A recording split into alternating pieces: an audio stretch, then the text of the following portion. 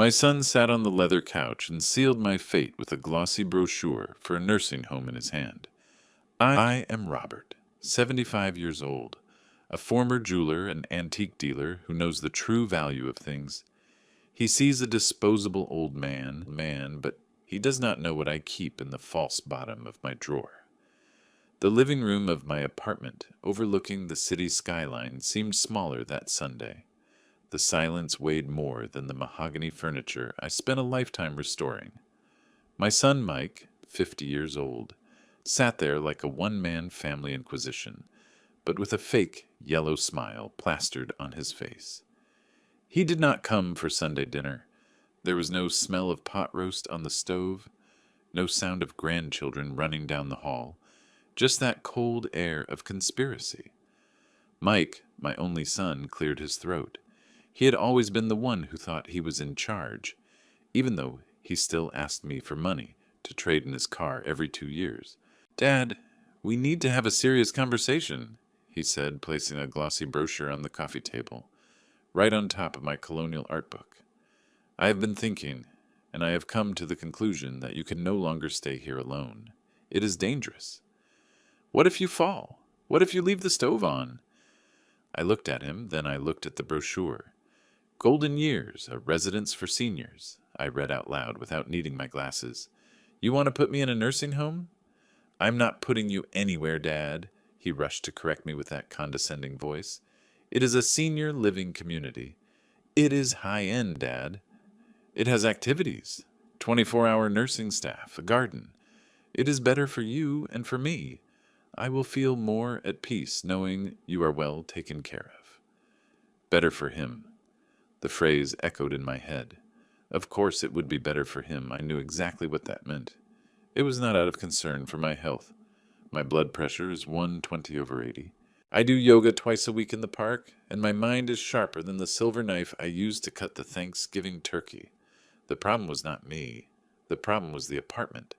This 3-bedroom apartment right in the heart of the city was worth a fortune, and he, with his messy finances, a failed marriage, and credit card debt, looked at my walls as if they were gold bars.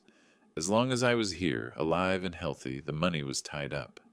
But if Dad went to a safe place, oh, the apartment could be rented, or maybe sold to cover the care. And whatever was left, well, whatever was left would be his. I tasted a bitter flavor in my mouth, worse than old, stale coffee. It was not the taste of old age. It was the taste of betrayal. I raised him alone after his mother died when he was still in diapers. I sold jewelry. I restored furniture until my hands turned rough. I learned to negotiate with auctioneers who tried to scam me, all so he could have the best schools, straight teeth, designer clothes. And now the payoff was this brochure, with pictures of old people smiling falsely while playing bingo.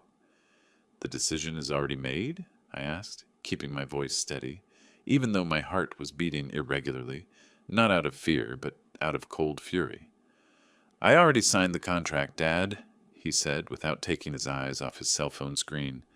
"It starts on Monday. I already paid the deposit. It was expensive, you know. You will have the best." "Monday?" I repeated. "Tomorrow is better. There's no point in delaying it, right?" he added, crossing his arms. "This way you will not suffer from anxiety. I will help you pack. Just the basics, okay? Over there they have everything. You do not need to bring much. The room is not very big. It is cozy." I looked at the objects around me. Every painting on the wall had a story. The ceramic vase in the corner of the living room was a victory from an auction in 1988. The woven blanket I brought back from a trip when I could finally breathe financially. They wanted me to shrink 75 years of life into a suitcase of old clothes and move to a cozy room of 130 square feet. The pain hit my chest hard, but I swallowed it. I was not going to cry in front of him. I learned in the antiques business that whoever shows weakness loses the sale, and he thought he was closing the deal of a lifetime. He thought I was just a stubborn old man attached to old things. He never understood my work. To him, I was just an organized hoarder. He never bothered to learn that the ugly painting in the hallway was an original by a little-known but extremely valuable modernist painter. He never asked about the rare books on the shelf, the first editions of famous authors. I took a deep breath, feeling the air enter my lungs and cool my blood. "Okay," I said. The silence in the living room was one of pure shock. He expected screaming, tears, drama. He expected me to cling to the doorframe. He had prepared a whole arsenal of arguments to convince me, and I disarmed him with a single word. "Okay?" Mike asked suspiciously. "If you, my son, have decided that it is best for me, who am I to argue?" I got up from the armchair with the elegance that age has not taken from me. "You must know what you are doing." I saw the relief flood his face. He thought he had won. He thought I was docile. Little did he know that the mind of a man who survived economic crashes, major earthquakes, and early widowhood does not bend so easily. "I will go to my room and pack my suitcase," I announced. I do not want anyone going through my drawers. I need my privacy." "Of course, Dad, of course." Mike stood up, overly helpful. "Take all the time you need. I will wait here. I will order some sandwiches in the meantime." I walked down the hall listening to his excited mumbling behind me. He was already celebrating, probably already discussing how much rent he could ask for the apartment. I entered my room, my sanctuary, and locked the door. I rested my forehead against the cold wood for a second, and I allowed a single tear to fall. Just one. That is all he deserved. Then I wiped my face and opened my closet. I did not take the loungewear, those cotton sets he expected me to wear at the nursing home. I took my linen suits, my silk handkerchiefs, my comfortable but elegant leather shoes. I went to the dresser and opened the bottom drawer, the one with a false bottom that I designed myself. From there I pulled out a leather folder. Inside, there were no family photos. There were bank statements from accounts he had absolutely no idea about. There were insurance policies, investment certificates, and most importantly, the deeds to 2 commercial properties downtown, which I had rented out through a management company so that the family name would not appear directly on the bills that arrived at the house. He thought I lived on my Social Security and a few savings. Poor fool. He never knew that the old jeweler had built a solid fortune, brick by brick, jewel by jewel. I always lived discreetly, without showing off, because I learned that money makes noise, but wealth prefers silence. I also took my passport. It was up to date. I looked at the expiration date, and a thin smile appeared on my lips. I put the folder at the bottom of the suitcase, under my underwear. No one would look there. I looked around the room. There was a small jewelry box on the dresser. I opened it and took only the ruby ring I bought for myself. As for the rest, the gold chains, the pearl earrings he coveted, I left them there. They were bait. I left them so he would fight for crumbs while I took the banquet. I sat on the edge of the bed and looked at my hands. They were wrinkled hands with some age spots, but they were strong hands, hands that held up the world when it seemed to collapse. I was not a victim. I was being underestimated, and there is no more advantageous position in a game of chess than being underestimated by your opponent. He wanted to take me out of the picture. Fine, I would step out of the picture, but on my terms. That Golden Years nursing home would just be a train station, not the final destination. I needed time to organize my next steps without him monitoring my routine, without him asking where I was going or who I was talking to. Inside, I would have the perfect excuse not to answer him, to disconnect. While he was busy skinning the bear he thought he had killed, I would be planning my new life. I finished zipping up the suitcase. The click of the lock sounded like the cocking of a gun. I returned to the living room, pulling the wheels of the suitcase over the hardwood floor. The noise made him stop whispering on the phone. The sandwiches had arrived, and he was eating with his hands, greasing up the linen napkins I kept perfectly starched. "Ready, Dad?" Mike asked with his mouth full. Wow, you were fast." "I do not need much," I replied with a serenity that baffled him.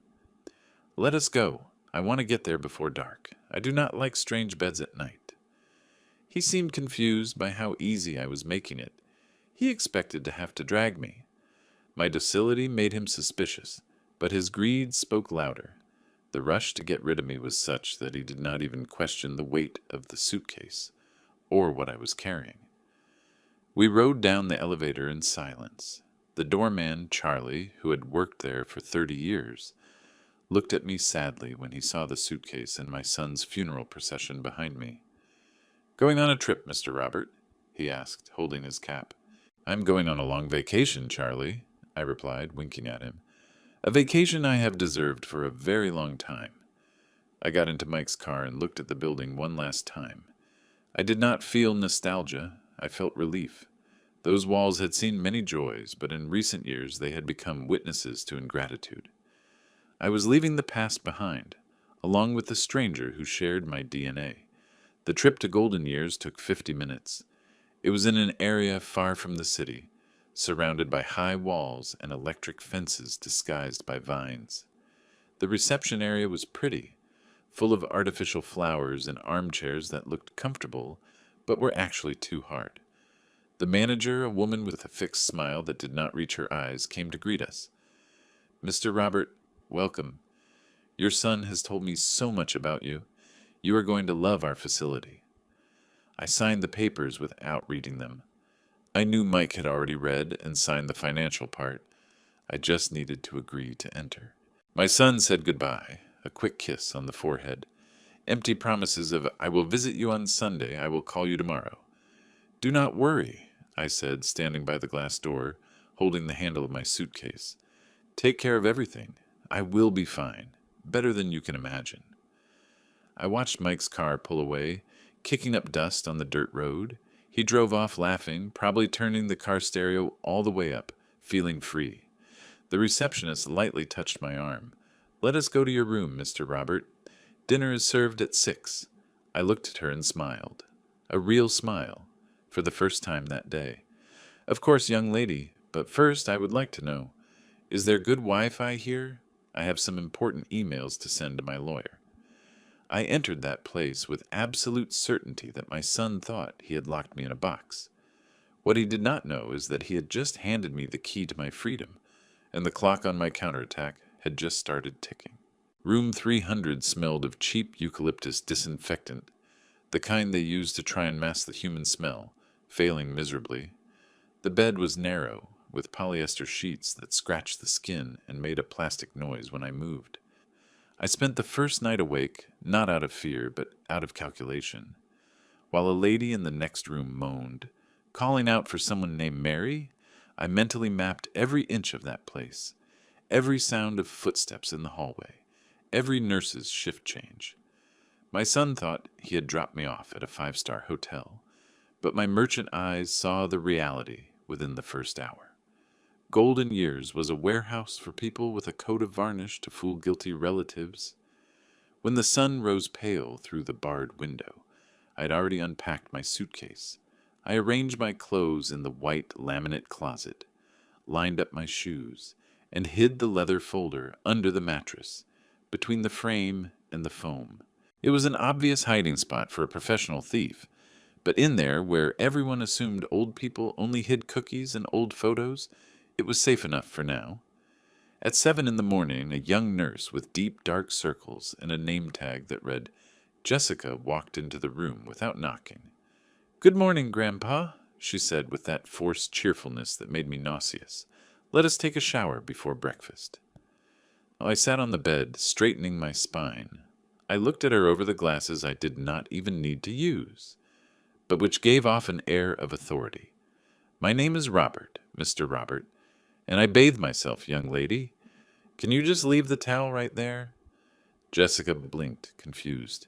She was used to docile bodies, minds that had already given up the fight. "But it is protocol, Mr. Robert. I need to supervise so you do not fall." "If I fall, I will scream," I replied, standing up and grabbing my silk robe, which contrasted absurdly with the hospital-like environment. "Now please excuse me. I have a sense of modesty that your generation perhaps does not understand." She left, muttering something under her breath, and I smiled at the bathroom mirror. This would be my first test. I needed to know how far I could stretch the rope before they called Mike. I needed to establish my territory. During breakfast, served in a cafeteria that tried to imitate a living room, I observed my peers. There was a bit of everything: those who stared into the void, those who talked to themselves, and a small group that seemed lucid but defeated. I sat at a corner table with my tablet discreetly propped up on a gossip magazine that was lying around. The Wi-Fi was slow, but it worked. The first thing I did was log into my bank's website. The balance was there, intact and robust, the fruit of decades of buying solid wood furniture from bankrupt families and reselling them to demanding collectors. My son knew about the checking account where the Social Security was deposited. That pittance barely paid the condo fees. He had no idea about the investments, the real estate funds, and the online accounts that my accountant, the old lawyer, Thomas, managed with the precision of a Swiss watchmaker. In fact, Thomas was the recipient of my first email. Dear Thomas, the contingency plan has been activated. I am in the facility, I mentioned. Initiate Phase 2. Full asset protection and search for the beach property. I want it under the name of the LLC, nothing under my personal name. They think I am senile. Let us use that to our advantage. Waiting for your reply, Robert. I hit send and felt a shiver of pleasure. It was the same feeling as when I found a signed designer piece in the middle of a pile of trash at a garage sale. The adrenaline of discovery, the secret of hidden value. My son looked at me and saw trash. I looked at myself and knew I was a high-value antique. I spent the following week taking a silent inventory of my life. It is funny how physical distance clears your vision. Mike, did I love him? Yes, it was a visceral biological love. But did I like him? The answer, hard and dry as stale bread, was no. He was weak. I raised him with so much fear that he would go through the hardships I went through, that I ended up creating a parasite. Mike, at 50 years old, was still talking about projects that never took off. He was lazy. He changed jobs like he changed shirts, always looking for the easy way out. I remembered an episode from about 10 years ago. I had bought a batch of French porcelain.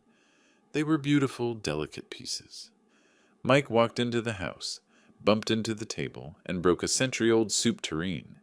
Instead of apologizing, he said, "Dad, why do you fill the house with old junk? This just collects dust." That day, I just picked up the pieces in silence. I should have told him that that junk was worth more than the car he was driving, but I kept quiet. I always kept quiet, thinking I was protecting the family harmony. What a mistake. A father's silence is the fertilizer for a son's ingratitude. Now, sitting on the nursing home's terrace, watching a gardener unenthusiastically prune the rose bushes, I realized that my underestimation had also been my fault. I had played the harmless old man for far too long. I let him take control of small things, do the grocery shopping, pick the cable package, until he felt entitled to take control of my freedom. "Mr. Robert," the manager's voice, the one with the fake smile, snapped me out of my daydream. "Your son called." My heart skipped a beat, but I kept my expression neutral. "He asked if you are adjusting well." "And what did you tell him?" "I told him you're doing great, that you're making friends and participating in activities." She lied with professional ease. I had not made friends with anyone, and the only activity I participated in was bingo, where I won 3 times in a row just to prove my attention was sharp, and then donated the chocolate prizes to the nurses. "Did he say when he is coming to visit?" I asked, testing the waters. The manager hesitated for a millisecond. "He said he is very busy with work this week. You know how it is. But as soon as he can, he will stop by, maybe next month." Next month? I'd been there 5 days, and he was already pushing me to next month.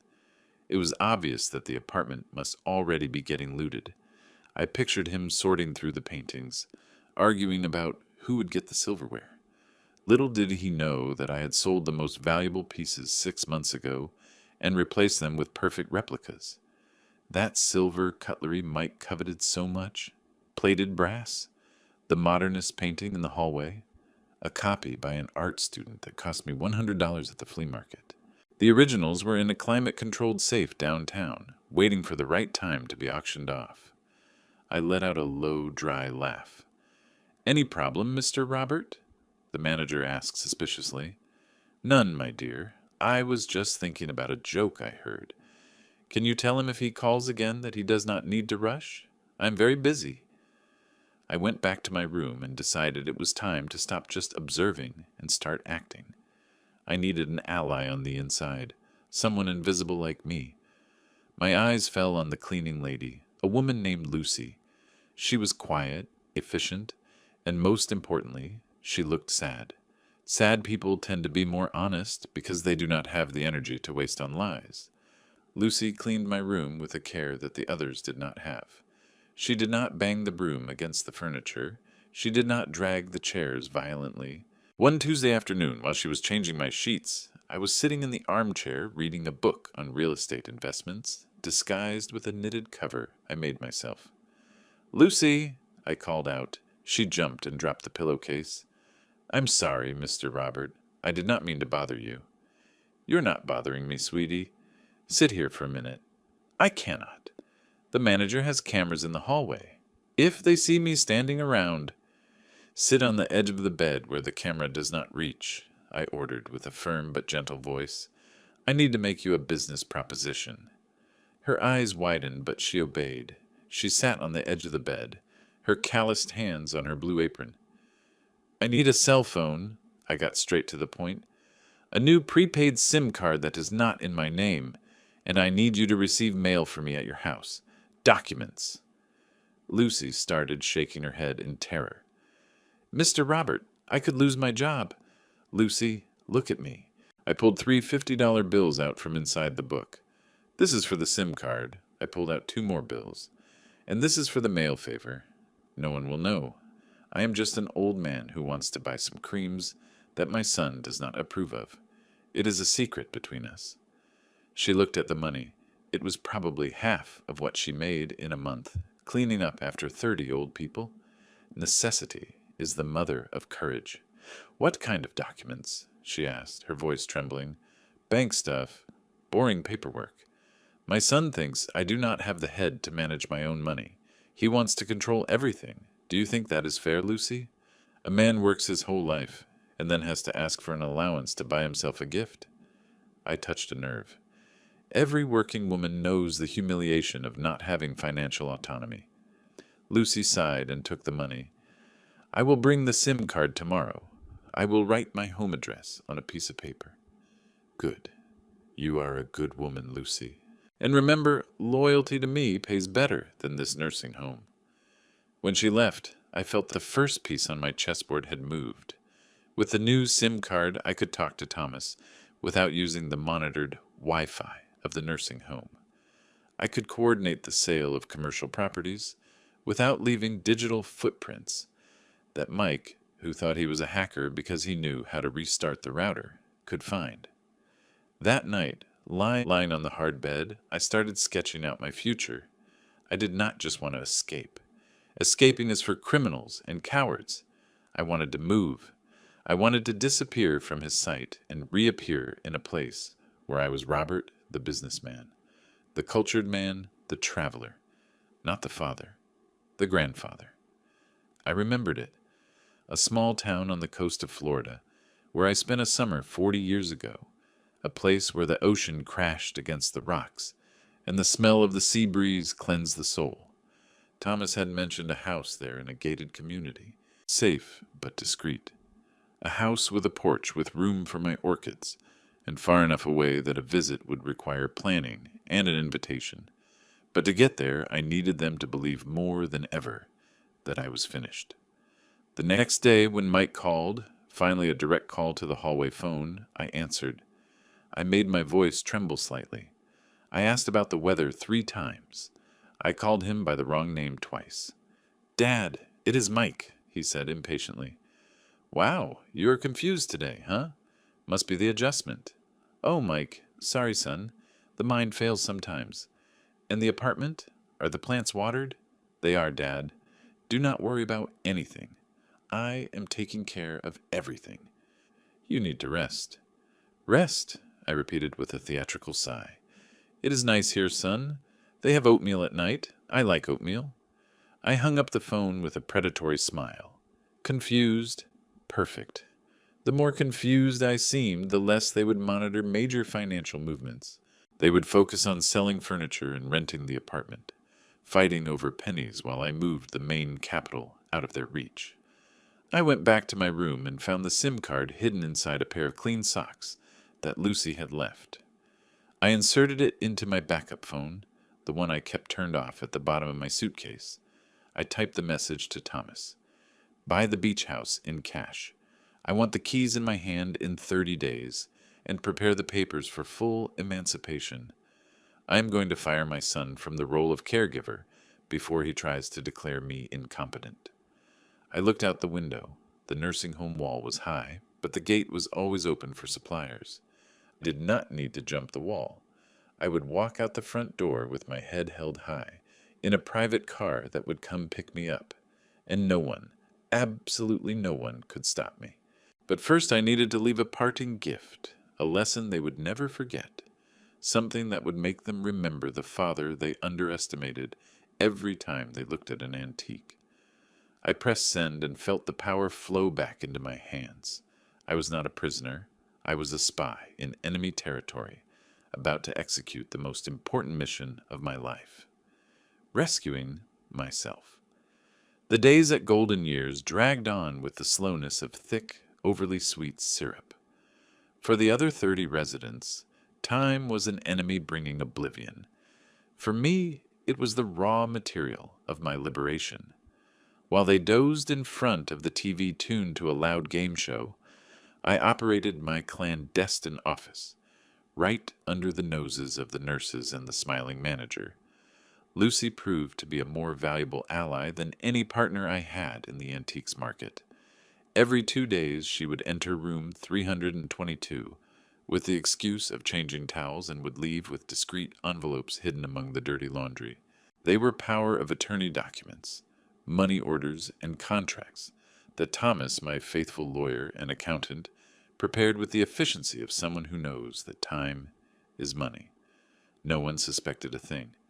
After all, who would suspect the old man who spent his afternoons doing crossword puzzles and praising the watered-down herbal tea from the cafeteria?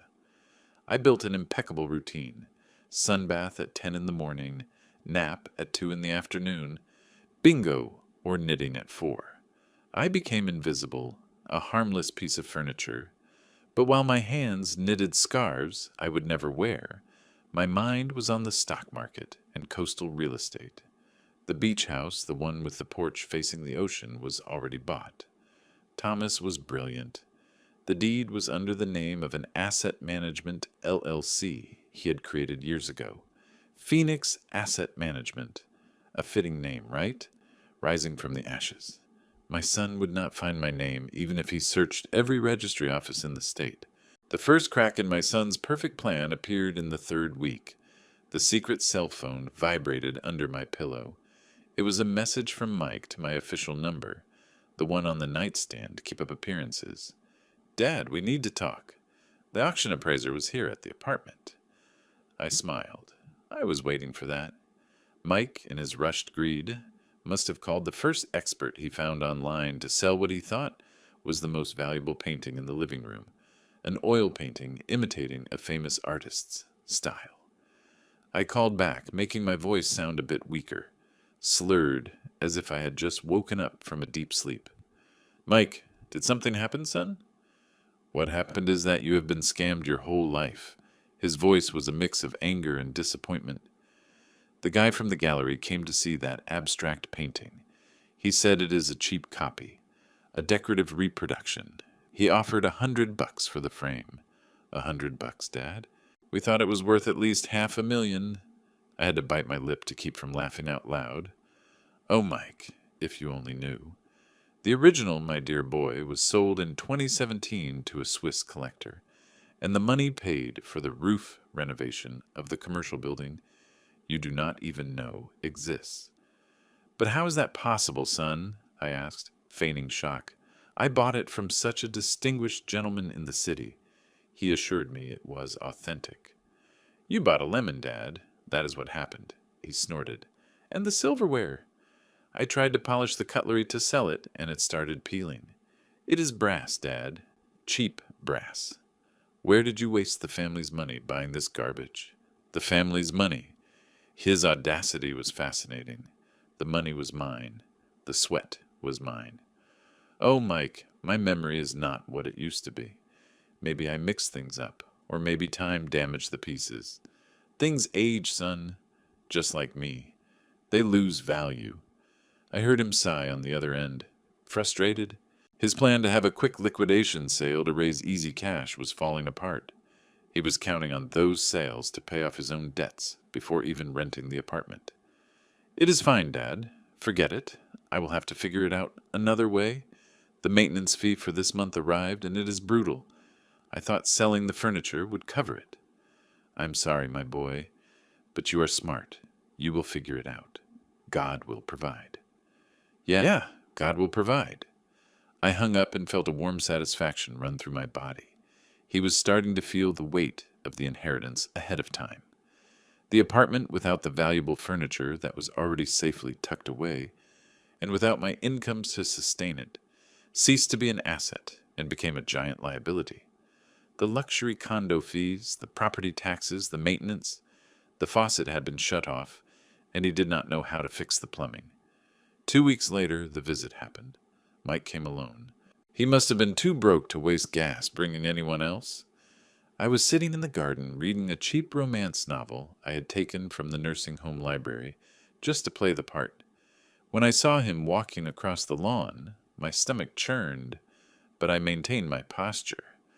Mike was carrying a black briefcase under his arm. Here came the final blow. Dad! He ran to hug me with forced enthusiasm. I have missed you. You look tan. It is the sun, son, I replied, accepting the cold kiss on the cheek. And the food here has a lot of salt. It must be affecting my blood pressure. Mike did not waste time with pleasantries. He sat in the plastic chair across from me and placed the briefcase on the wrought iron table. He looked tired, older than the last time. Greed ages people faster than time. Dad, we need to sort out some papers, he started, opening the briefcase. Since you're here, it is hard to manage the apartment's bills, the rent, the condo fees. I need autonomy to handle things without having to come here and bother you with every bill that arrives. He pushed a stack of papers in my direction along with a pen. What is this? I asked without touching the paper. It is a power of attorney, Dad. Simple. A general power of attorney? He tried to sound casual, but I saw the tension in his jaw. This way I can sign for you. Sell the car in the garage. Rent the property. Move money from the account to pay for the nursing home. It is for your own good. I looked at the document. A general and irrevocable power of attorney. With that, he could sell my teeth if he wanted to. He could drain my accounts, sell the hidden properties if he discovered them, create debts in my name. It was the key to the vault.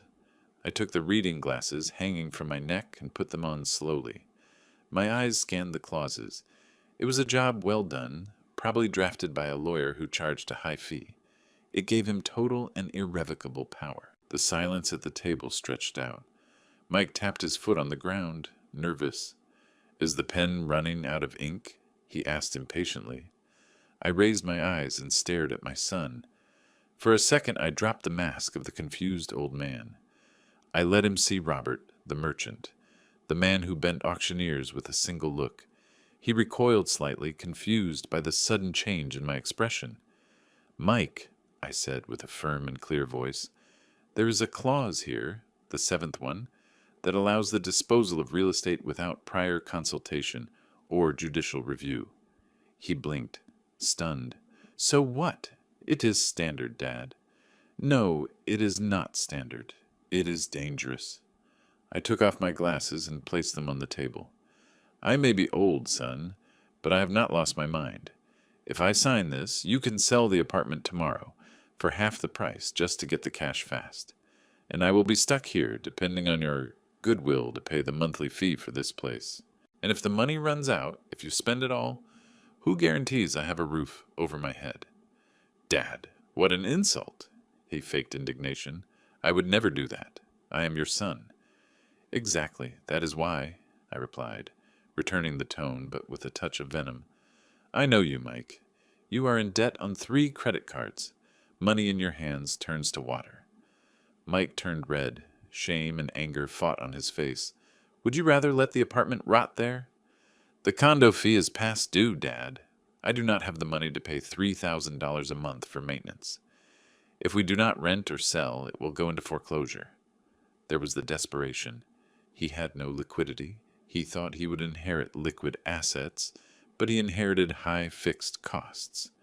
My plan was working better than I imagined. Then rent it, I suggested. Draw up a specific power of attorney just for renting, and I will sign it. But selling? Full power? No. I pushed the paper back toward him. Dad, you are being stubborn. Mike raised his voice, making some heads turn at the nearby tables. You are in no condition to decide anything. Look where you are. In a nursing home. A senior living community, as you said, I corrected, smiling sweetly. And if I am in no condition to decide, then my signature is not legally worth anything, right? You would have to have me declared legally incompetent, and for that you would need a medical report saying I am incapable. I leaned forward, lowering my voice to a conspiratorial whisper. And I guarantee you, Mike, that no honest doctor will sign that report. My mind is sharper than yours, believing in get-rich-quick schemes. Mike grabbed the briefcase violently, wrinkling the corners of the papers. He realized at that moment that the old man was not a passive burden. There was resistance. He did not understand the extent of my power. He did not know about the hidden millions or the beach house, but he understood that I would not be the easy victim he expected. I am leaving, he grunted, standing up. When the sheriff knocks on the door to seize the apartment for non-payment, you will see who was right. Goodbye, son, I muttered, watching him walk away. I watched him leave. He looked smaller than when he arrived. He had come to get the crown and left without even the crumbs. I returned to my room with my heart racing, not out of fear, but adrenaline. That confrontation was risky. I revealed some of my lucidity, which could make him attempt more drastic measures, like forced legal incompetency. I needed to speed things up. I grabbed the hidden cell phone and called Thomas. Thomas, it is me. The visit happened. He is desperate for money. He will try to sell the apartment at any cost, or let the debts pile up to force my hand. The house on the coast is ready, Robert. Thomas's raspy voice was the most beautiful music I could hear. I have the keys. The transport car is already booked. A very discreet private security company. Good, but I cannot leave now. I need 2 more weeks. Why, Robert? It is risky to stay there? Thomas let out a dry laugh. You are terrible, Robert. I'm just a father teaching a lesson on value and price. Prepare the offer and schedule my departure for the 15th. It will be a Sunday, visiting day. I want the nursing home to be full. I hung up the phone and looked at myself in the mirror. The man reflected there no longer had the vacant stare I had practiced in recent weeks. My eyes shone with the cold flame of justice. My son thought he had buried me in a hole to die. Little did he know I was a seed. And now, in the silence of my room, I could feel my roots breaking the concrete, ready to tear down the fragile structures he had built upon my supposed weakness. I went to the window and looked at the high wall of golden years. In 2 weeks I would walk through that door, not as a fugitive, but as a king heading into voluntary exile, leaving behind a burning kingdom that my own heir had set on fire. The receptionist came into the room at that moment, bringing dinner, pale vegetable soup. Mr. Robert, is everything okay? Your son left so angry. I smiled, picking up the spoon. Family matters, my dear. He gets irritated when he finds out that the inheritance is not as easy to carry as he thought. I ate the soup. It tasted like victory. Mike's phone rang on a rainy Tuesday, sealing his fate and my victory. I was not there to see it, but Thomas described the scene to me with the rich detail that only an observant lawyer possesses. My son was cornered. The apartment's maintenance fees were 3 months behind.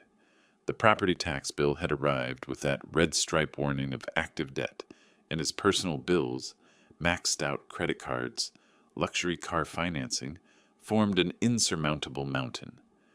The anonymous offer to buy the apartment arrived like a life preserver for a drowning man. It was indecent. It was so low. The value was 40% below the market rate. Any sensible real estate agent would tear up the proposal, but my son was not sensible. He was desperate. "Take it or leave it, Mike," Thomas said over the phone, masterfully playing his part. "The investor knows the property has debts, and the owner is unavailable. He pays cash, money in the account, in 48 hours. I knew there was a fight. Mike wanted to negotiate. In the end, the greed for fast, easy money won. He used the power of attorney I had signed, the one that allowed disposal under specific, urgent conditions, and sold my sanctuary, the apartment overlooking the city, for peanuts. What he did not know, and what made my coffee taste sweeter that morning, was that the buyer was Phoenix Asset Management. In other words, me. I used my own money, the money he did not know about, to buy it back at a brutal discount. In practice, my son took a portion of my liquidity, thinking he was getting rid of a white elephant, and handed me back the clean deed, now protected by a legal entity. He thought he sold his father's home. In reality, he just laundered my assets and kept the pocket change. With cash in hand, his arrogance returned. Mike bought a new car the very same week, and I was forgotten. The day of my departure from Golden Years was a sunny Sunday, exactly as I planned it.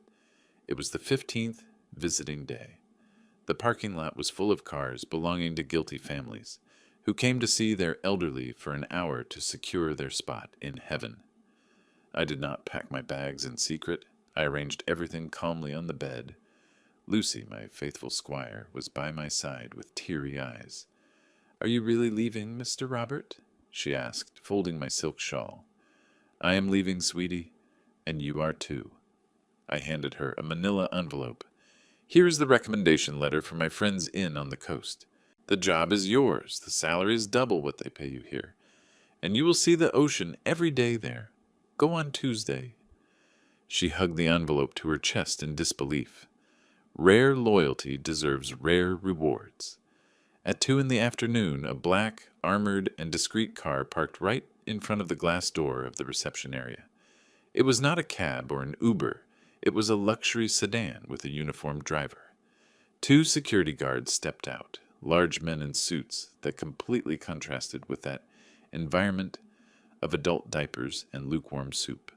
The manager, the one with the fake smile, ran to the door, alarmed. "What is this? You cannot park here. This is an ambulance loading zone." I walked out of my room, pulling my rolling suitcase, wearing an impeccable cream linen suit, designer sunglasses, and the expensive cologne I had not used in months. I walked down the central hallway as if it were a runway. The other seniors stopped their bingo game to look. The nurses were whispering. I reached the reception area just as the security guards walked in. "Mr. Robert," one of them asked with military respect. "Thomas, the lawyer, sent us. The car is ready." "Mr. Robert, where do you think you're going?" The manager stood in front of me, trying to block my path. "You cannot leave without authorization from your guardians. Your son needs to sign the discharge papers." I stopped and lowered my sunglasses to the tip of my nose, looking at her with the contempt she deserved. "My son does not own me, sweetie. I am a free citizen in full possession of my mental faculties, and this establishment is a service provider, not a prison." "But the contract," she stuttered, looking at the armed guards. "The contract was unilaterally terminated for just cause due to failure to provide services and violation of privacy. My lawyer sent the official notice to your email exactly 2 minutes ago. I suggest you check it before you try to stop me and commit the crime of unlawful imprisonment." She turned pale and ran to the computer. I did not wait. The guard took my suitcase and offered me his arm. "Let us go, Mr. Robert. The road awaits us." I walked through the automatic glass door. The air outside smelled of gasoline and dust, but to me it was the perfume of freedom. I got into the air-conditioned car where a cold bottle of water and a box of fine chocolates were waiting for me. Gifts from Thomas. As the car drove away, kicking up dust and leaving golden years behind, I did not look in the rearview mirror. Those who look back stumble. I looked at the horizon and at the coast of Florida, at my new life. Time passed in a curious way. For me and my house on the coast, the months flew by to the sound of the waves and the wind in the palm trees. I regained my weight, my color, and my joy. I planted a garden. I started painting again, now signing with a pseudonym, and I made friends with local fishermen who brought me the freshest fish every morning. For my son, however, time must have been a fog of consumption and forgetfulness. He did not visit. He did not call. The money from the sale of the apartment must have lasted him a few months, enough for him to feel rich and important. He assumed that the money left in my account, which he thought I had, was paying for the nursing home. Or worse, he simply stopped paying, and assumed the nursing home would contact him if there were any problems. Since the nursing home had received a substantial termination penalty, paid by Thomas to close the matter without any scandals, they never billed Mike for anything. The silence was absolute. A year and a half. It took his money running out again for him to remember Dad. Thomas called me on a Thursday afternoon. "He is heading over there, Robert. Mike called the nursing home yesterday. No one answered, so he decided to go in person. It seems he needs your signature for some pension payout he found in your late wife's old papers." "Let him go," I replied, drinking my iced tea on the porch. "It is show time." I imagined the scene as if I were there. Mike's car, now with a few scratches and dirty, parking in the dirt lot, him getting out. Probably alone this time since gas is expensive, with that bored face of someone fulfilling an unpleasant social obligation. He walked into the reception area with that air of superiority he inherited from I do not know where, since I always taught humility. "Good afternoon," Mike must have said, tapping his car keys on the counter. "I came to visit Mr. Robert." Robert. The receptionist was not the same one from my time. She was a young woman who did not know who Mike was, nor the family history. She typed the name into the computer, frowned, and typed it again. "Robert?" she asked, confused. "He is my father. He has been here for almost 2 years. I want to surprise him." The young woman turned the monitor, checking the inactive registry. "Sir, there is no Robert living here." Mike must have let out that nervous laugh of his. "What do you mean there is no Robert? Of course there is. Room 312. I pay. I put him in here." "Sir, room 312 has been occupied by Mr. George for 6 months. Mike, impatient, must have interrupted. "Look, young lady, stop being incompetent. Call the manager. My father is a distinguished gentleman, short white hair, wears glasses." The receptionist, following the system records, read the last note in the file. "Oh, I found the history here. The contract was terminated." "Terminated?" Mike's voice cracked. "What does terminated mean? Did he pass away?" That is always the first hope of the heir, the death that brings life insurance. "No, sir," the receptionist replied with the casualness of someone giving trivial information. "He requested a discharge." "Requested? But he cannot request that. He is elderly. I am responsible." Mike started yelling, hitting this counter. The young woman looked at the screen again, reading the date. "Sir, it says here that Mr. Roberts signed the termination, paid the contract penalty in cash, and left in a private car." Mike must have exchanged looks of absolute panic with himself. He whispered, feeling his legs tremble, "When was this?" The receptionist looked at him without understanding the drama. "He left a year and a half ago, sir. 18 months, to be exact." The silence that followed must have been deafening.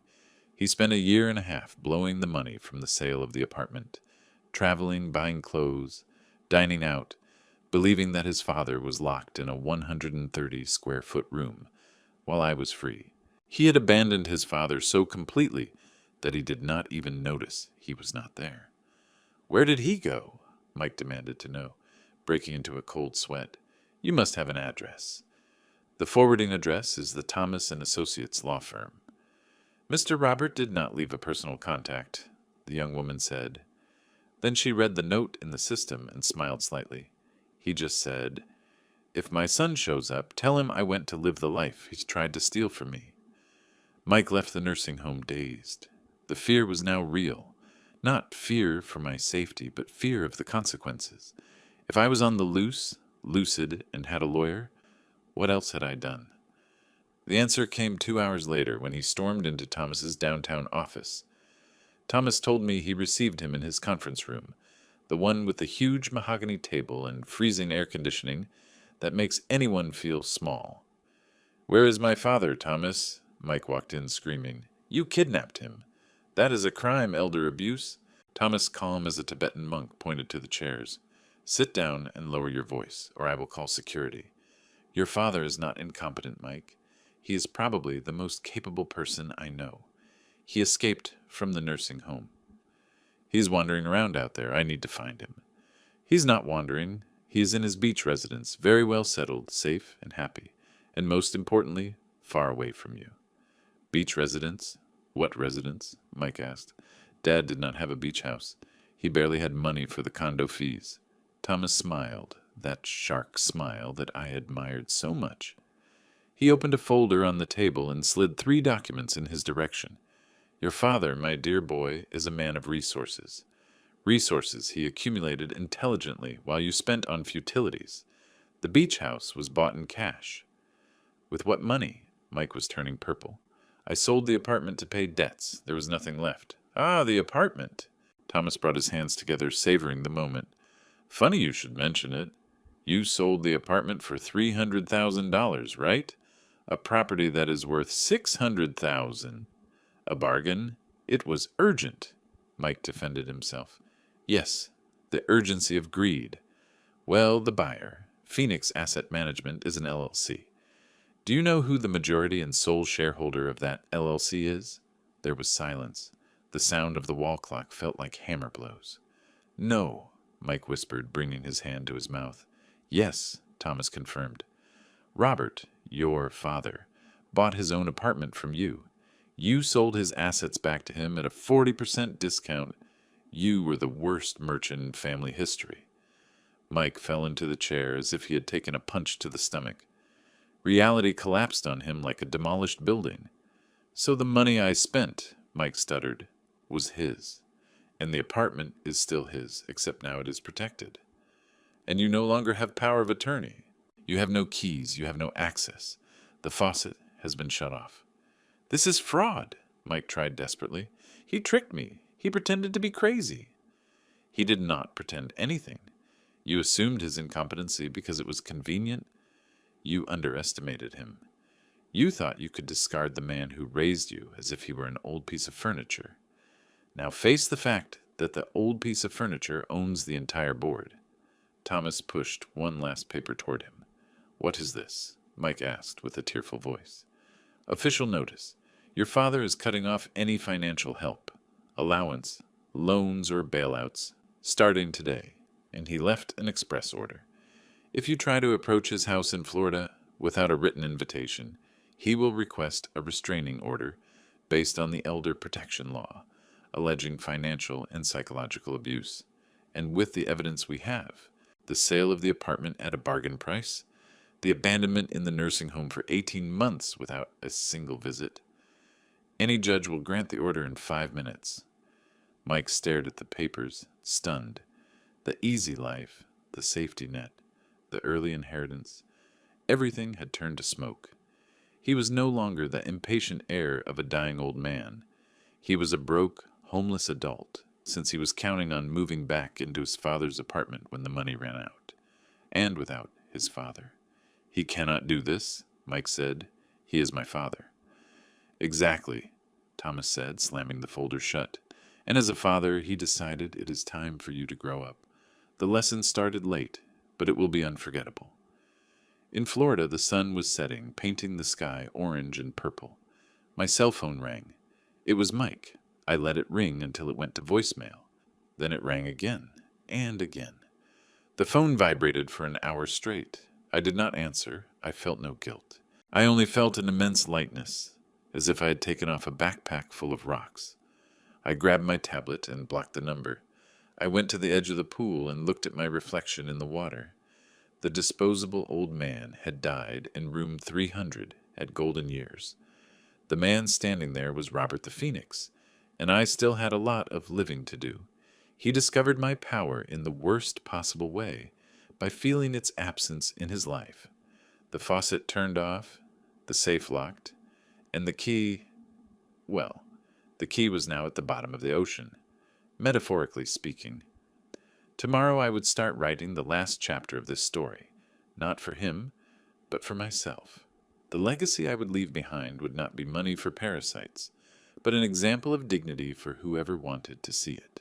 And maybe, just maybe, a generous donation to that nursing home, specifically to increase the salaries of the nurses and the cleaning lady, Lucy, the only ones who treated me like a person when I was just a number. Night fell and the stars shone brighter. I was alone, yes, but for the first time in decades, I was not lonely. I was in my own company, and I discovered that it was worth more than any fake Sunday dinner. The ocean breeze here in Florida has a different way of hitting your face. It is not that wind heavy with smog and the rush of the city. It is a wind that brings salt, calm, and above all, the feeling that time is my ally, not my executioner. I am sitting on the porch of my house with my bare feet on the warm wood of the deck, watching the waves break rhythmically. 6 months have passed since that fateful day in Thomas's office, when my son discovered that the senile old man was actually the master of the board. The new reality settled like the tide, inevitable and constant. My routine is now dictated by the sunrise and my desires. I wake up early, not because I need to take medications or wait for the nurse, Jessica, with her fake smile, but because I want to watch my orchids bloom.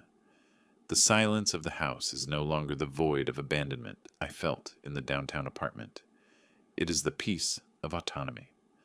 Lucy, who came with me and is now my housekeeper and friend, hums in the kitchen while she brews fresh coffee just the way I like it.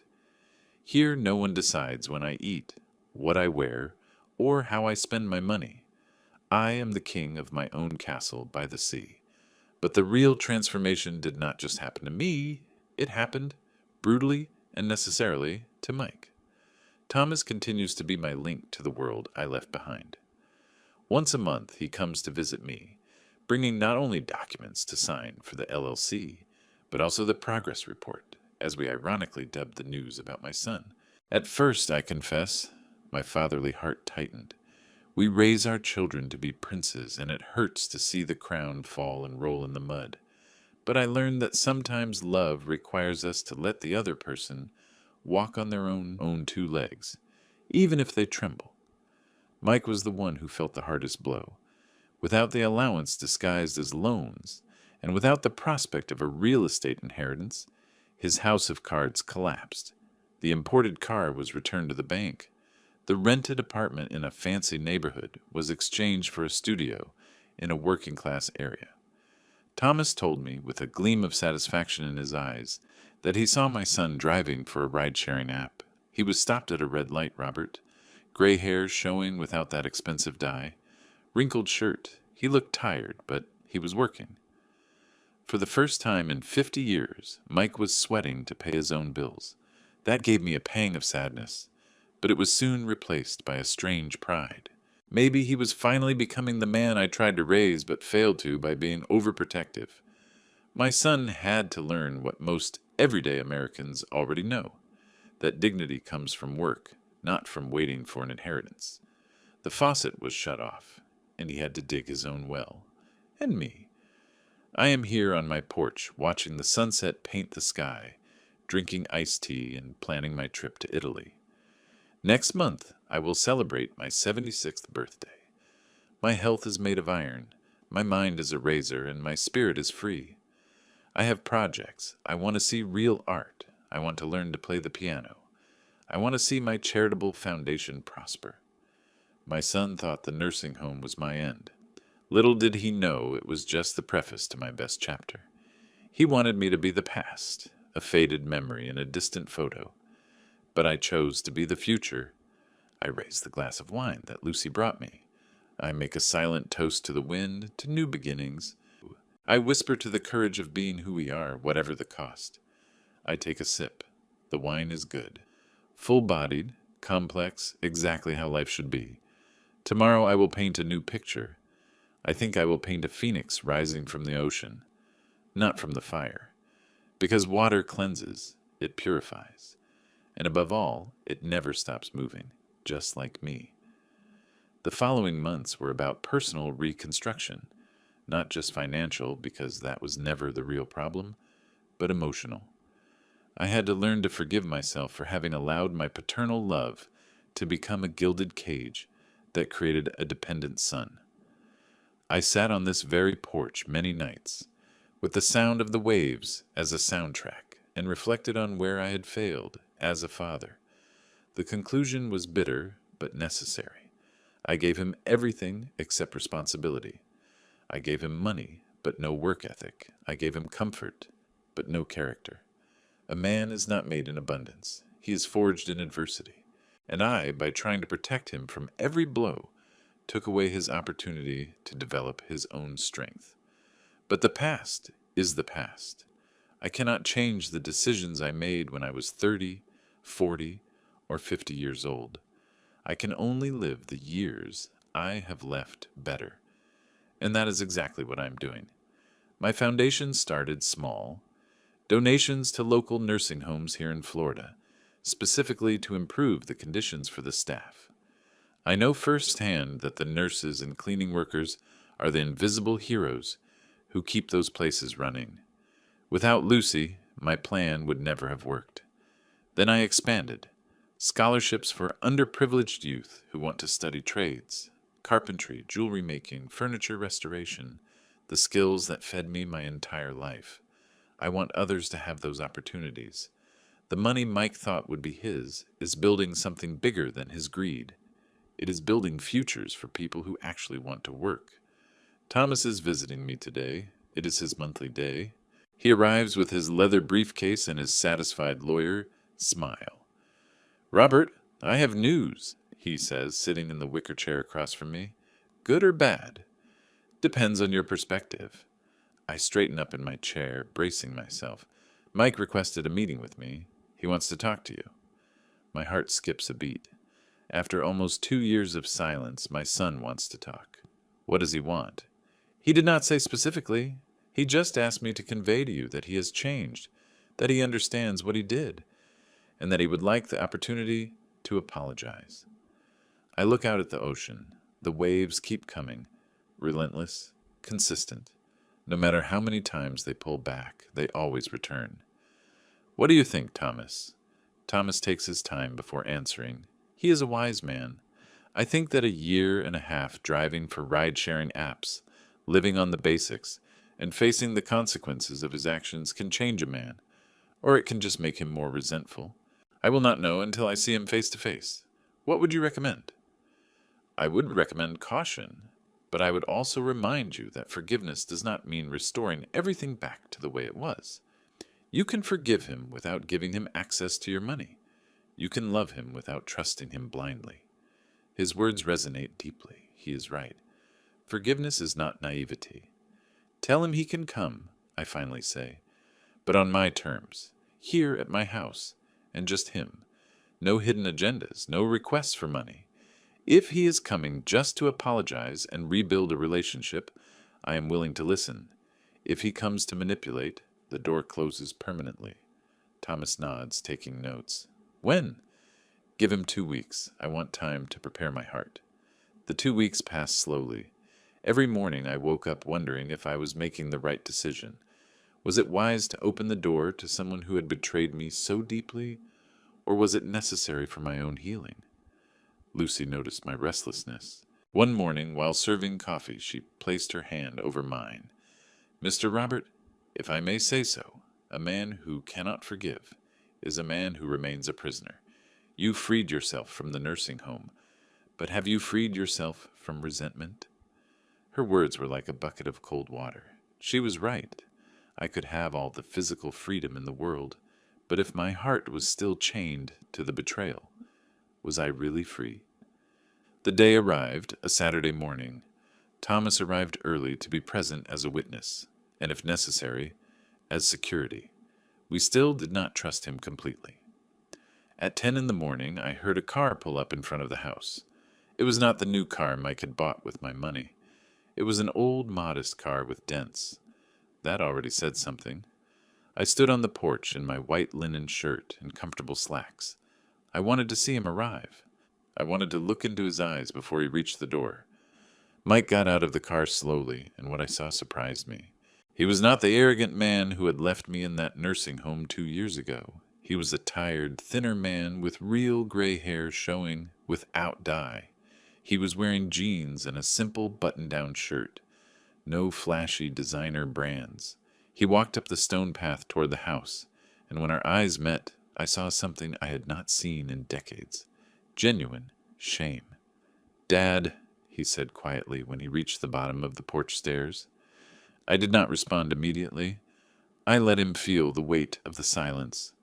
Finally, I gestured toward the empty chair across from me. "Sit down." He sat down like a scolded child, with his hands on his knees, not knowing where to look. Thomas was inside the house, near the window, watching but giving us space. "You have 20 minutes, I said, looking at my watch. "Lucy made some lemonade. It is fresh. After that, I decide if you stay or you go." "Thank you for seeing me," he started. His voice trembled. "I did not even deserve this." "No, you did not," I agreed without softening the blow. "But I am here. Speak." Mike took a deep breath. I could tell he had rehearsed this, but now the words seemed to get stuck in his throat. "Dad, I came to tell you that I am sorry. Deeply. What I did was unforgivable. I treated you like a burden, like an object I could move from one place to another for my own convenience. And the worst part is that I convinced myself I was doing it for your own good." "And now," I asked, "what changed?" "Everything changed when the money ran out," he said, and there was a brutal honesty in his voice. "At first, when I sold the apartment, I felt free, rich, finally without the burden of taking care of you. I bought the car, dined in expensive restaurants. I felt—" He paused, and I saw tears forming in his eyes. "But the money went fast, faster than I thought. And suddenly I was alone, with no steady job, no savings, without the apartment I thought I could go back to, and without you. Without your safety net," I corrected. "Yes," he admitted, "without my safety net. I had to learn how to really work for the first time in my life, driving all day, carrying boxes, taking jobs I would have previously considered beneath me. And you know what the worst part was? That in the middle of all that, the only thing I wanted to do was call you and ask for help. But I knew I had no right. I knew I had burned that bridge. And then I realized that my whole life had been just that. Running to you every time I fell, without ever learning how to get up on my own." Silence fell between us. The sound of the waves filled the space. Lucy stepped out quietly and placed a glass of lemonade in front of each of us. Then she disappeared. "And what do you want now?" I finally asked. "What do you expect from this conversation?" Mike looked me directly in the eyes for the first time. "I did not come to ask for money. I did not come to ask you to give me the apartment back, or to give me an early inheritance. I came to ask for something much harder, your forgiveness, and maybe, if possible, the opportunity to really know you as a father, not as a bank." Those words hit me right in the chest. For 50 years, my son had seen me as a provider, not as a person, and part of that blame was mine. I had allowed that to be our only relationship. "Mike," I said, leaning forward, "I'm going to tell you something you need to hear. I am not going to give you money. I am not going to rescue you from your financial problems. That era is over." I paused, watching hope bloom in his eyes. "But I am willing to give you something much more valuable, my time. If you really want to rebuild a relationship with me, if you really want to know me not as your source of income, but as your father, I am willing to try, but it has to be on my terms. What are your terms? He asked quickly. First, absolute honesty. No lies, no manipulation. Second, respect. You treat me like the man I am, not like the old man you thought you could discard. Third, patience. Trust is built slowly. Do not expect everything to go back to the way it was, because it will never go back to the way it was. We will build something new, or we will build nothing at all.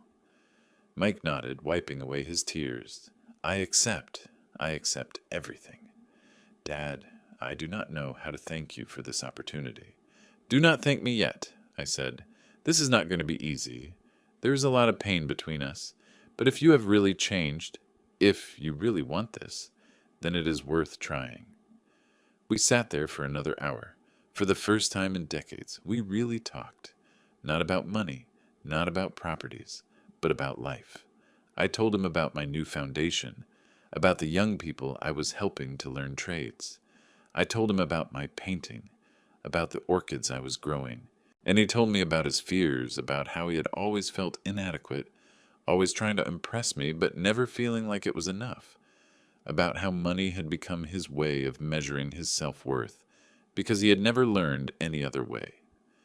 You know, he said at one point, when I was at the nursing home looking for you and the receptionist told me you had left 18 months ago, I felt panic. But it was not panic about losing you as a father. It was panic about losing my source of financial security.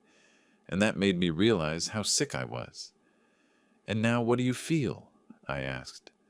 Now I feel sadness for all the years I wasted without really knowing you, for all those Sunday dinners, where I was only thinking about when I could ask you for money again, instead of just enjoying your company. His words were painful but necessary.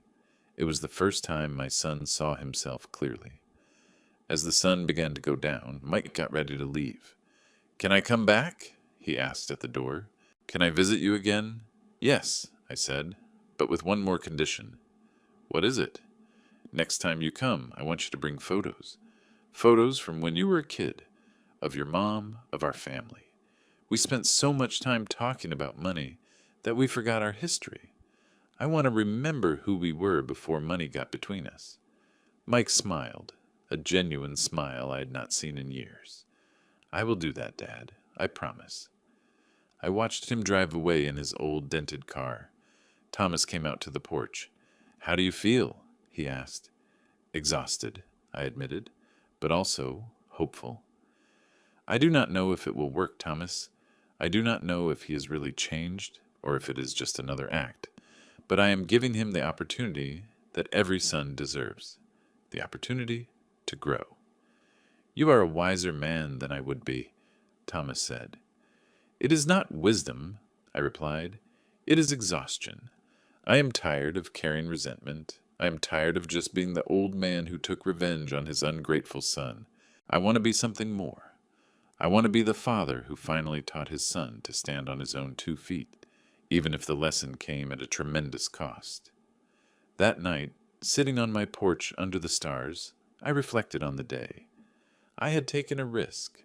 Mike could disappoint me again. He could go back to his old habits. But he could also surprise me. Life, I decided, was too short to live in the past.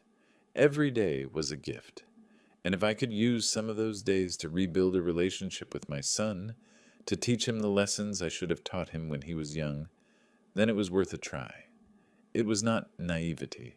I was not giving him access to my money or my properties. Those protections would remain in place, but I was giving him something far more precious, a second chance, because at the end of the day, isn't that what we all want? A second chance to do better, to be better. I raised my glass of wine to the night sky, a toast to new beginnings, to rebuilt bridges, to difficult pardons. And tomorrow I would start a new painting. Not a phoenix this time. Maybe I would paint a bridge over troubled waters, because that is what Mike and I were building, a bridge from pain toward something new. I did not know if we would make it to the other side, but for the first time in 2 years, I was willing to try. The months kept passing, but in a different way now. Mike started visiting me every 2 weeks. At first, the visits were awkward, full of long silences and superficial conversations. But slowly, very slowly, we began to build something new. He kept his promise. On his second visit, he brought a shoebox full of old photos. We sat on the porch for hours, going through memories. There were photos of him as a baby in his mother's arms, photos of his first day of school, of birthdays, of Christmas. "Look at this one," I said, holding up a photo where he was about 7 years old. "This was the day I taught you how to ride a bike. You fell down 30 times, but you got back up 12. "I do not remember that," Mike said, looking at the photo with nostalgia, "because at some point you stopped getting up on your own. You started waiting for me to pick you up, and I, foolishly, always did." It was a difficult conversation, but a necessary one. I explained to him how my overprotection had turned him into someone dependent, and he admitted how his greed had blinded him to the value of the things that really mattered. "Dad," he said on one of those visits, "I want to show you something." He took out his phone and showed me pictures. He had started taking night classes in accounting. He was working during the day and studying at night. I decided that if I am going to rebuild my life, I need to do it right. I need to have real skills, not just wait for easy money. I felt pride swell in my chest. This was the son I had always wanted. Not the one who waited for inheritances, but the one who built his own path. "I am proud of you," I said simply. Tears welled up in his eyes. It had been a long time since he heard that. And there was the truth. I had been generous with money, but stingy with approval. I had given gifts, but I had skimped on words of encouragement. I had provided, but I had not guided. We were both learning. He was learning to be self-sufficient, and I was learning to be a present father, without being a walking bank. One day, 6 months after our first reconciliation, Mike arrived with some news. "I got a steady job," he announced with a huge smile, "at an accounting firm. It is not glamorous, it is entry level, but it is honest work. And Dad, I got it all by myself. No bot recommendations, no family connections, just my own effort." I hugged him. A real hug, not one of those quick, awkward ones we used to give each other. A father-to-son hug full of genuine love. "I knew you would make it," I said. And the best part of all was that it was true. I had started to believe in him again, not in his ability to manage my money, but in his ability to manage his own life. The visits continued. We no longer just talked about his life. He started asking me questions about mine, about the antiques business, about how I had built my fortune, about the lessons I had learned. "Tell me about the business," he said one Saturday while we were fishing on the pier. "Really tell me. Not just the glamorous parts, but the hard parts too." I told him about the times I almost went bankrupt, about the auctions where I lost because someone outbid me, about the clients who never paid, about the furniture I bought thinking it was valuable, only for it to turn out to be fake. "But you kept going," he said. "I kept going because I had no other choice. Your mother had died. You were a baby. There was no safety net. There was no rich dad to rescue me. Either I learned to swim or we both drowned." "And were you never afraid?" "I was afraid every single day," I admitted. "But fear is not the enemy. Paralysis is the enemy. Fear tells you there is danger. It is up to you to decide whether you run away or you face it." These conversations became the heart of our new relationship. It was not father and son in the traditional sense. It was more like mentor and apprentice. Or better yet, like two adults learning to respect each other. A year after our reconciliation, Mike arrived with a surprising proposal. "Dad, I want you to meet someone," he said nervously. "A girlfriend?" I asked with a smile. "Not exactly. She is a financial advisor. I have been working with her for the past 6 months, learning how to manage money properly, how to budget, how to save, how to invest small amounts. And I wanted you to meet her because, well, because she was part of my transformation." The woman's name was Patricia. She was professional, direct, and had clearly helped Mike understand concepts that I had tried to teach him for decades. Mr. Robert, she told me after our meeting, your son has done an impressive job. When he came to me a year ago, he was emotionally and financially broken. Today he has savings, a retirement plan, and most importantly, a healthy relationship with money. After she left, Mike and I sat on the porch like we had done so many times. Why did I never listen when you tried to teach me these things? He asked.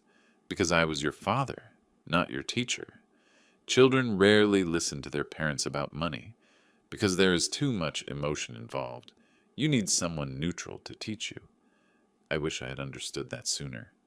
The right time is when you are ready to learn, not when someone is ready to teach. My health remained strong. At 77 years old, I still did yoga, I still painted, I still ran my foundation. I had helped over 50 young people learn trades. Some of them now owned their own businesses. The foundation had become my true legacy. Not the money I would leave behind when I died, but the lives I had touched while I was alive. Mike started getting involved, at first just as a volunteer, helping with paperwork. But then he began giving talks to the young people about financial management. It is ironic, he told me one day, that I, who managed my own money so poorly, am now teaching others. It is not ironic, I replied. The best teachers are the ones who have failed and learned. You know what it costs to make those mistakes. That makes you credible. Watching Mike flourish in this role was one of the greatest satisfactions of my life. He was not there out of obligation or for money. He was there because he genuinely wanted to help. One afternoon, 2 years after our reconciliation, Thomas came over with documents to sign. They were routine updates for the LLC. Mike was visiting that day and was in the kitchen with Lucy. "Have you thought about your will, Robert?" Thomas asked quietly. "I have thought about it," I replied. "And the house in Florida will go to Lucy when I die. She has earned it with loyalty and affection. The commercial properties will continue to generate income for the foundation in perpetuity. And Mike? Mike will receive an inheritance. Not a fortune, but enough to be comfortable if he manages it wisely. But it comes with conditions. He must hold down a job for at least 5 years after my death. He must continue his education, and he must serve on the board of directors of the foundation." Thomas smiled. "You're giving him responsibility, not just money?" "Exactly. Because now I know he can handle it. He has proven that he can work, that he can save, that he can think about the future. He is no longer the man who put me in that nursing home. He is someone different, someone better." "Have you told him?" "Not yet, but I will when the time is right." That moment arrived a few weeks later. It was a quiet Sunday. Mike and I were alone on the porch, watching the sunset. "Son," I said, using the word I had rarely used in recent years, "I want you to know something. I am proud of the man you have become. Not the man you were 2 years ago, but the man you are today. You have worked hard. You have grown. You have changed. And I want you to know that when I am gone, you will be taken care of. Not like before, not with a fortune you can squander, but with enough to live with dignity if you continue on the path you have started." Mike stayed silent for a long time. "You know what is funny, Dad?" he finally said. 2 years ago, that would have been the only thing I wanted to hear, the promise of money. But now what I value most is the first thing you said, that you are proud of me. That is worth more than any inheritance." And right there, in that moment, I knew we had made it, that the lesson had been learned, that the lost son had been found, not in my money, but in his own character. Now, sitting on my porch at 77 years old, with the sun setting over the ocean, I reflect on this extraordinary journey. I was betrayed, yes. I was abandoned in a nursing home, yes. But I was also liberated. That nursing home was not my end. It was my rebirth. It was the catalyst I needed to stop a life of complacency and start a life of purpose. Mike thought he was discarding me, but in reality, he was setting me free. He freed me from the obligation of just being a bank. He freed me from a toxic relationship based on money. He freed me to be who I really was, Robert the Phoenix. And now, 2 years later, I have something I never had when I lived in that luxurious downtown apartment. I have peace, I have purpose, and I have a real relationship with my son. It is not the relationship we had before. It is better. It is honest. It is based on mutual respect, not on financial dependency. The waves keep crashing against the coast. The sun keeps rising every morning, and I am still here, living every day like the gift that it is. The night breeze brings the smell of the sea. Lucy brings my last cup of tea for the day. Somewhere in the city, Mike is in his modest apartment, studying for his next certification exam. And I'm here in my house by the sea, surrounded by my orchids and my paintings, with the satisfaction of knowing that I lived this last stage of my life on my own terms. I did not let them define me as a victim. I redefined myself as a survivor, as a man who took his destiny into his own hands and built something beautiful from the ashes of betrayal.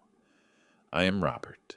I am 77 years old, and my story does not end in a forgotten nursing home.